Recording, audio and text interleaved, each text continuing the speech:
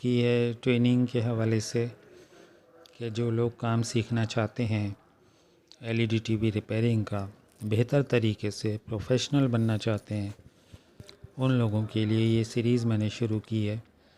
इसमें मैं तकरीबन 10 वीडियोस इस चैनल पर अपलोड करूँगा टाइम टू टाइम, और मुझे उम्मीद है कि वो 10 वीडियो जिसने भी देख ली वो अपना ख़ुद रिपेयरिंग का काम शुरू कर सकता है कॉन्फिडेंटली, और अपनी शॉप वगैरह भी ओपन कर सकता है और काम कर सकेगा वो।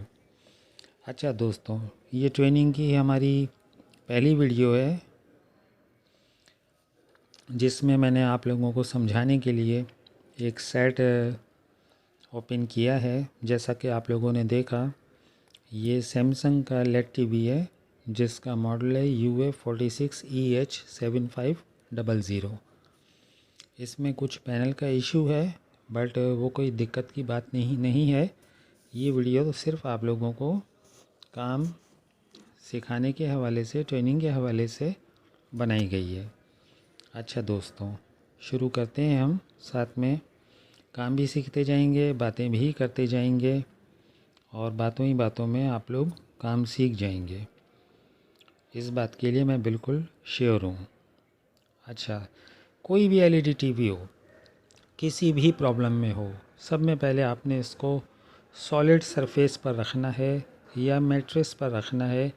किसी ऐसी चीज़ पर नहीं रखना है कि नीचे उसके कोई चीज़ पैनल को हिट कर जाए या प्रेस हो जाए, उसकी वजह से पैनल डैमेज हो सकता है।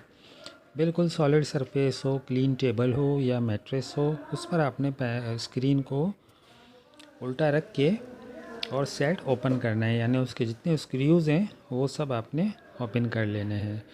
उसके बाद किसी भी किस्म का कोई फॉल्ट हो, कोई भी किसी भी किस्म की दिक्कत नहीं है, बहुत इजी वर्क है उन लोगों के लिए जिनको काम आता है या जो बेहतर तरीके से किसी बेहतर टीचर से सीख रहे हैं।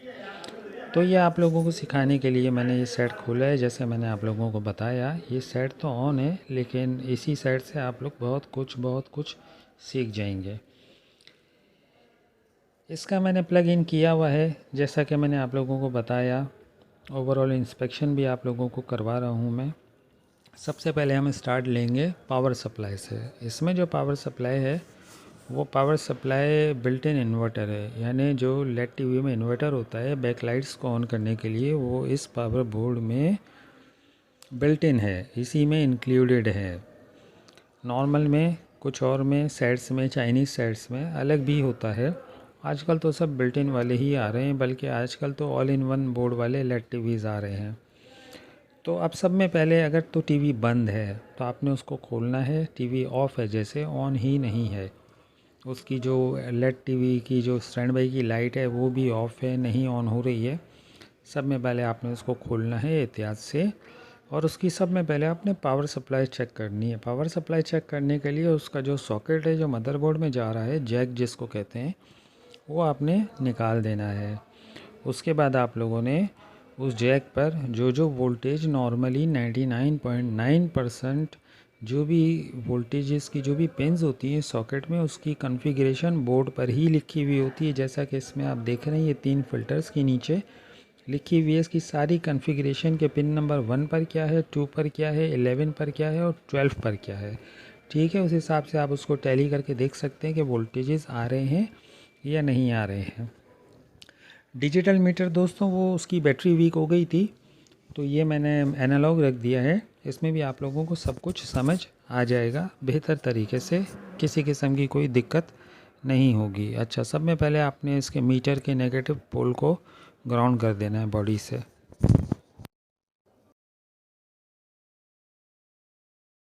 वो आपने राइट हैंड में होल्ड कर लेनी है, और उसके बाद कनेक्टर पर आपने वोल्टेज चेक करने हैं। अगर सप्लाई, ये तो जैसे सही सप्लाई है, आप लोगों को समझाने सिखाने के लिए मैं इसका डेमो दे रहा हूँ। अगर तो सप्लाई आपकी ख़राब होगी तो जो भी कॉन्फ़िगरेशन लिखी हुई है उसके वोल्ट वहाँ नहीं आएंगे। जैसे 5 वोल्ट है वो नहीं आ रहे तो भी सेट बंद होगा, 3.3 वोल्ट है वो नहीं आ रहे, स्टैंड बाई के होते हैं तो भी आपका सेट ऑफ हो जाएगा और 12 वोल्ट होते हैं नॉर्मली सप्लाईज़ में। अगर 12 वोल्ट की सप्लाई भी बंद होगी तो भी टीवी आपका ऑफ़ हो जाएगा, ऑफ़ रहेगा, ऑन नहीं होगा। अब देखें इसके मैंने आपको 5 वोल्ट चेक करवाए, दोनों 1 और 2 नंबर पर वो आ रहे थे। 12 वोल्ट चेक कर रहा हूँ, ये आ रहे हैं, ओके है बिल्कुल, सारे वोल्टेजेस प्रोड्यूस हो रहे हैं। ये इसके दोस्तों 3.3 वोल्ट हैं स्टैंड बाई के। हाँ, कहने का मकसद ये है कि ये तो ओके है, तो इसके सारे वोल्टेजेस ओके हैं। फॉल्टी बोर्ड में आपको वोल्टेजेस नहीं मिलेंगे जो कॉन्फ़िगरेशन लिखी हुई है, तो उसको आपने चेक करना है। इसका यूँ मान के चलें कि ये इसका स्टेप 1 है जो आप पावर सप्लाई चेक करते हैं। इस वक्त मैं ये सप्लाई चेक कर रहा हूँ जो कि बिल्कुल तमाम वोल्टेजेस ओके बता रही है।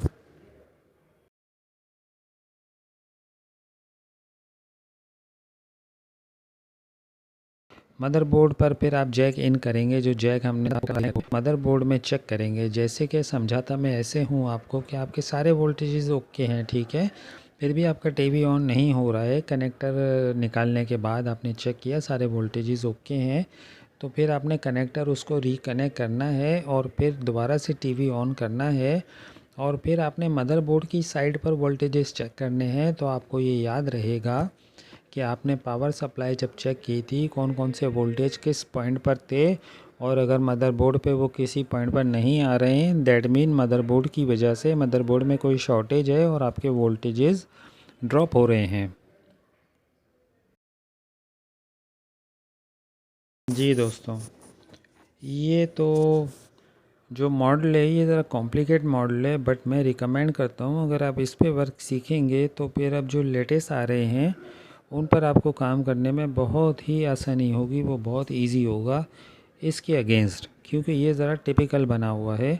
Around 8 to 9 years old model है ये। ES सीरीज़ 8-9 साल पहले आती थी। ये इसका पैनल नंबर है।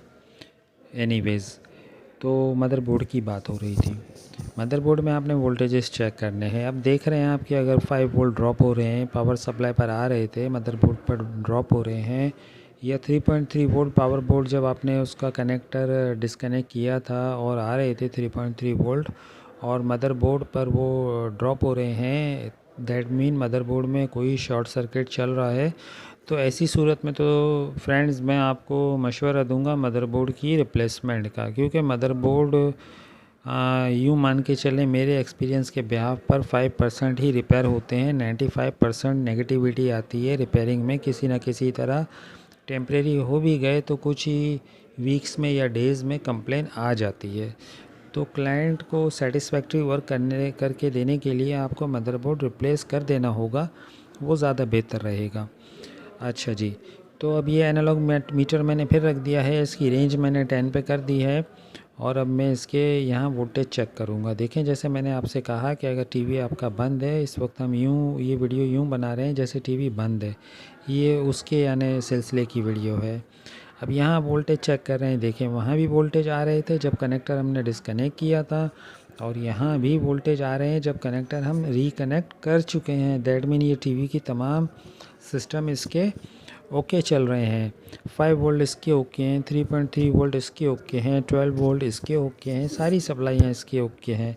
अब ये मैं इसके 12 वोल्ट चेक कर रहा हूँ, कौन से जो ये LVDS केबल जो राइट साइड पर ये मेरे हैंड के नीचे लगी हुई है ब्लैक कलर में, ये इसका नाम है LVDS cable, low voltage data signal. ये टीकॉन बोर्ड में जाती है, और टीकॉन बोर्ड टाइम कंट्रोलर बोर्ड जो है वो पैनल को ऑपरेट करवाता है, और फिर डिस्प्ले आता है। ये आगे की वीडियोस में मैं क्लियर करता जाऊंगा कंप्लीट तमाम चीज़ें। अच्छा, अब ये इसका मदरबोर्ड है, इसके सेंटर में प्रोसेसर लगा हुआ है, फिर इसमें फ्लैश आईसी भी लगी हुई है, मुख्तलिफ 3.3, 1.2, 5 वोल्ट, मुख्तलिफ टाइप के इसमें रेगुलेटर्स लगे हुए हैं। एम्पलीफायर आईसी भी साउंड की इसी में होती है, ट्यूनर भी इसी में ही होता है, क्रोमा भी इसी में ही होता है। तमाम चीज़ें सिस्टम बोर्ड में होती हैं। इसको मदरबोर्ड भी कहते हैं, मेन कार्ड भी कहते हैं, और सिस्टम जो है टीवी का इसी में ही होता है। जी, सिस्टम भी इसका इसी में ही होता है। ये लास्ट मैंने आपसे कहा था दोस्तों, ये रुक रुक के ज़रा मैं एडिटिंग कर रहा हूँ, क्योंकि और भी काम होते हैं तो उनको भी देखना होता है। अच्छा, इस वक्त मैं इसकी एम्पलीफायर आईसी मैंने चेक की, तमाम वोल्टेजेस मैं आपको बता रहा हूँ। जैसा कि ये टीवी बिल्कुल ओके है, बट आप लोगों को सिखाने समझाने के लिए कि इसकी वीसीसी वगैरह कहाँ पर होती है, कौन सी आईसीयों की, तो मैं आपको ये इसका डेमो दे रहा हूँ। ये इसकी एम्पलीफायर आईसी है, इसकी वीसीसी 12 वोल्ट आ रही है। दैट मीन इसका साउंड सिस्टम भी वर्क कर रहा है, बिल्कुल ओके है। यदि अगर कोई वोल्टेज नहीं आ रहा है किसी आईसी पे, तो उस आईसी को आप टेम्परेचर उसका चेक कर सकते हैं। अगर वो बहुत ही हीटअप हो रही है तो हो सकता है वो आईसी ख़राब हो, और अगर वो बिल्कुल ही कूल पड़ी हुई है तो हो सकता है उसकी वीसीसी यानी मेन वोल्टेज ही, उसके ऑपरेटिंग वोल्टेज ही नहीं आ रहे हो। तो बैक पे उसके लाइन ट्रैक पे आप चलेंगे तो आपको उसका कोई फ्यूज़ नज़र आ जाएगा, और उस फ्यूज़ को आप चेक करेंगे। अगर वो फ्यूज़ ओपन है तो उस फ्यूज़ पे आप उसको फ्यूज़ को चेंज करेंगे अगर आपके पास फ्यूज़ है। अदरवाइज़ उसमें आप बहुत ही कोई बारीक सी वायर सोल्ड कर देंगे उसके दोनों पोल्स पर। ये इसकी ट्यूनर की सप्लाई है 12 वोल्ट की, जिसमें हमारी केबल लगती है और चैनल्स वगैरह तमाम आते हैं। तो तमाम वोल्टेजेस वगैरह मैं सारे आपके सामने चेक कर रहा हूँ। उसके बाद फिर हम टिकॉन बोर्ड की तरफ चलेंगे और वहाँ से कुछ हम सीखने की कोशिश करेंगे टिकॉन बोर्ड से भी।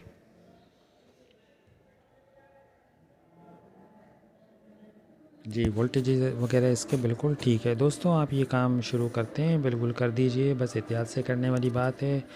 किसी भी किस्म की आपको कोई दिक्कत आती है तो मैं रेडी हूँ, आपको कमेंट आप कीजिएगा, मैं रिस्पॉन्स करूँगा। आपके साथ कोई ऐसा है मामला कि आपको अर्जेंट करके देना है तो मैं आपको वीडियो कॉल पे भी वो सेट आपका मैं ओके करवा दूँगा। आपको मैं कोई दिक्कत होने नहीं दूँगा। और इसी चैनल पर दोस्तों काफ़ी रिपेयरिंग की वीडियोस हैं, मुख्तलिफ़ मॉडल्स की, मुख्तलिफ़ ब्रांड्स की। अगर आपको कोई स्पेसिफ़िक वीडियो ढूंढनी हो किसी फ़ॉल्ट के हवाले से तो आप मेरा ये चैनल चेक कर सकते हैं। ये देखें, ये इसका ऑप्टिकल का सॉकेट है और इसके ऊपर इसके HDMI है। फिर नीचे इसके ये 2 USB के पोर्ट्स हैं। ये भी सारे 5 वोल्ट से ऑपरेट होते हैं, USB पोर्ट्स इसके। ये इसके दोनों HDMI है, high definition multimedia interface, HDMI की एब्रीविएशन है।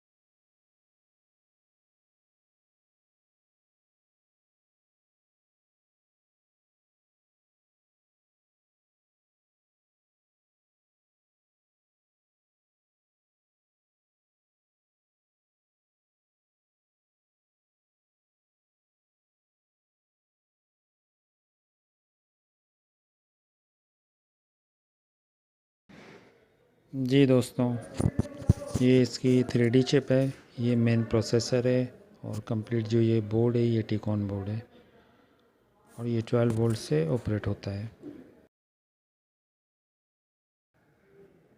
ये इसके स्पीकर्स हैं, ultra slim with woofer box.